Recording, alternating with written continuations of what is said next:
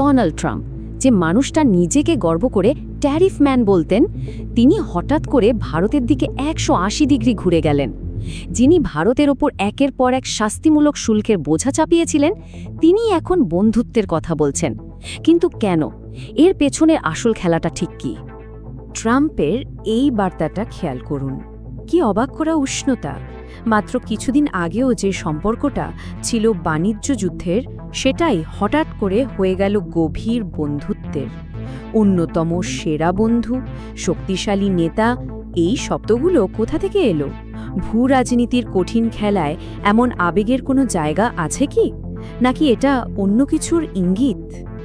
ভাবা যায়, এক রাতের মধ্যে ভারতের উপর শাস্তিমূলক শুল্কের হার আকাশ ছোঁয়া 50% থেকে নেমে এলো মাত্র 18%। এটা কোনো সাধারণ ছাড় নয়, এটা আমেরিকার মতো একটা সুপার পাওয়ারের জন্য একটা বিশাল পদক্ষেপ, বলতে গেলে প্রায় নজিরবিহীন আত্মসমর্পণ। আর ঠিক এখানেই জন্ম নিচ্ছে আমাদের আজকের আলোচনার সবচেয়ে বড় প্রশ্নটা। অফিশিয়ালি যা বলা হচ্ছে সেটাই কি পুরো সত্যি, নাকি পর্দার আড়ালে এমন কোনো খেলা চলছিল যেটার খবর আমরা পাইনি? চলুন এবার গভীরে যাওয়া যাক, কারণ যা ঘটেছে সেটা শুধু একটা বাণিজ্য চুক্তি নয়, এটা ছিল বিশ্ব শক্তির ভারসাম্যে একটা মৌলিক পরিবর্তন। ক্ষমতার কেন্দ্র যে বদলাচ্ছে, এটা তারই একটা স্পষ্ট প্রমাণ। এটাকে দর কষাকষি ভাবলে বিরাট ভুল হবে। সত্যিটা হলো, আমেরিকাকে এই চুক্তিতে আসতে বাধ্য করা হয়েছিল। এটা আমেরিকার উদারতা নয়, বরং ভারতের একটা ঠান্ডা মাথার নিখুঁত কৌশলগত জয়। আমেরিকা আলোচনা করতে আসেনি, তারা হার স্বীকার করতে এসেছিল। ওয়াশিংটনের অলিন্দে এখন একটা কঠিন সত্যি হাড়ে হাড়ে টের পাওয়া যাচ্ছে, আর তা হলো ভারতের স্ট্র্যাটেজিক অটোনমি বা কৌশলগত স্বাধীনতা এখন একটা বাস্তব। সহজ কথায়, ভারত এখন নিজের শর্তে খেলবে, অন্যের নির্দেশে নয়।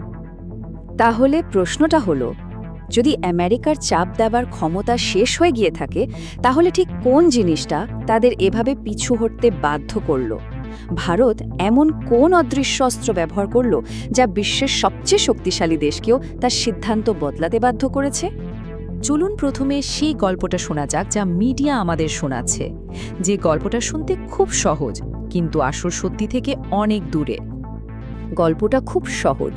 ট্রাম্প প্রশাসন বলছে এটা একটা সাধারণ লেনদেন। ভারত রাশিয়া থেকে তেল কেনা বন্ধ করবে আর তার বিনিময়ে আমেরিকার শুল্ক কমিয়ে দেবে।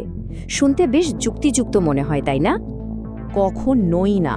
ভূ রাজনীতি একটা আইসবার্গের মতো, যা দেখা যায় তার চেয়ে অনেক বেশি কিছু লুকিয়ে থাকে পানির নিচে। এই সহজ গল্পের পেছনেও লুকিয়ে আছে এক জটিল এবং গভীর চাল। চলুন কিছু বাস্তব তথ্য দেখা যাক।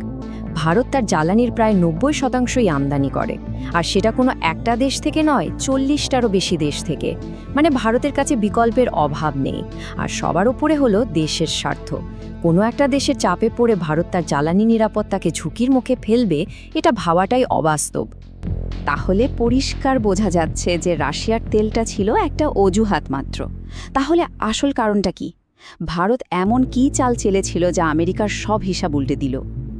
এখন আমরা ঢুকছি এই বিশ্লেষণের একেবারে কেন্দ্রবিন্দুতে। ভারতের সেই গোপন চাল, সেই গ্র্যান্ড স্ট্র্যাটেজি, যা নিয়ে কোনো শোরগোল হয়নি, কিন্তু যা নীরবে আমেরিকার পায়ের তলার মাটি সরিয়ে দিয়েছে।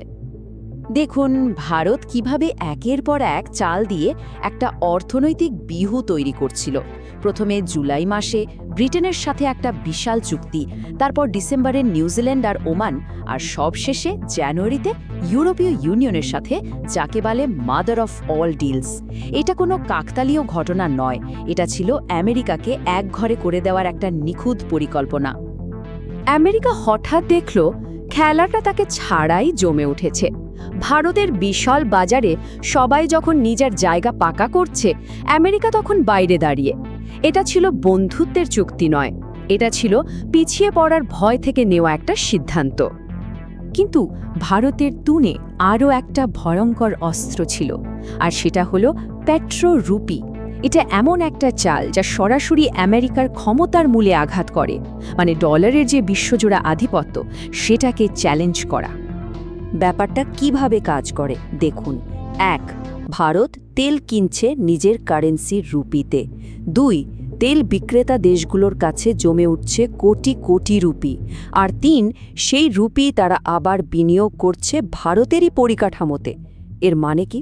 এর মানে হলো ভারতের ডলারের রিজার্ভও বাড়ছে, আবার বিদেশি বিনিয়োগও আসছে। আমেরিকার অর্থনৈতিক খবরদারির দিন শেষ।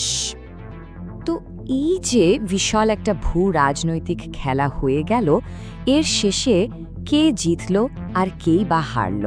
চলুন ফলাফলটা দেখে নেওয়া যাক। এই টেবিলের সংখ্যাগুলো দেখুন, নিজেরাই সবটা বলে দিচ্ছে। চীন যেখানে ৩৪% ট্যারিফ দিচ্ছে, সেখানে ভারত দিচ্ছে মাত্র ১৮%। ভিয়েতনাম, বাংলাদেশ, পাকিস্তান সবাই ভারতের চেয়ে পিছিয়ে। এই পার্থক্যটাই এখন ভারতের সবচেয়ে বড় অস্ত্র। তো পরিষ্কারভাবে এই খেলার সবচেয়ে বড় বিজয়ী ভারত। মেক ইন ইন্ডিয়া একটা বিশাল গতি পেয়েছে, কিন্তু প্রত্যেক বিজয়ী পেছনে কিছু পরাজিত পক্ষও থাকে। এই ক্ষেত্রে সরাসরি ক্ষতির মুখে পড়েছে পাকিস্তান এবং বাংলাদেশ। তাদের অর্থনীতির একটা বড় অংশই পোশাক রপ্তানির ওপর নির্ভরশীল, আর এখন ভারতের এই সুবিধার কারণে তাদের জন্য আমেরিকার বাজারে টিকে থাকাটাই কঠিন হয়ে পড়বে। ভারত এই রাউন্ডে একটা অসাধারণ জয় পেয়েছে, এটা নিয়ে কোনো সন্দেহ নেই। কিন্তু খেলা এখনো শেষ হয়নি, আর প্রত্যেক বড় জয়ের সাথেই কিছু ঝুঁকিও চলে আসে। এই নতুন ব্যবস্থায় একটা বড় কিন্তু আছে, একটা মারাত্মক ঝুঁকি লুকিয়ে আছে, যা পুরো খেলাটা আবার উল্টে দিতে পারে। $৪৫.৮ বিলিয়ন। এটাই হলো ২০২৪ সালে আমেরিকার সাথে ভারতের পণ্য বাণিজ্য ঘাটতির পরিমাণ। যে বিশাল ঘাটতির কারণে ট্রাম্প প্রশাসন প্রথম থেকে ক্ষিপ্ত ছিল। ভারত এই দফায় জিতেছে ঠিকই, কিন্তু এই বাণিজ্য ঘাটতির আগুনটা নেভেনি। এটা এখনও ভেতরে ভেতরে জ্বলছে, আর এটাই হতে পারে ভবিষ্যতের সবচেয়ে বড় সংঘাতের কারণ। তাহলে শেষ প্রশ্নটা হলো, ভারতের এই জয় কি একটা মাস্টার স্ট্রোক, যা তাকে বিশ্বশক্তি হিসেবে প্রতিষ্ঠিত করল, নাকি এটা চীন বা আমেরিকার মতো বড় খেলোয়াড়দের বিরুদ্ধে একটা লম্বা খেলার সামান্য একটা পর্ব মাত্র? ভারতের এই উত্থান কি স্থায়ী নাকি সাময়িক? আপনাদের কি মনে হয়?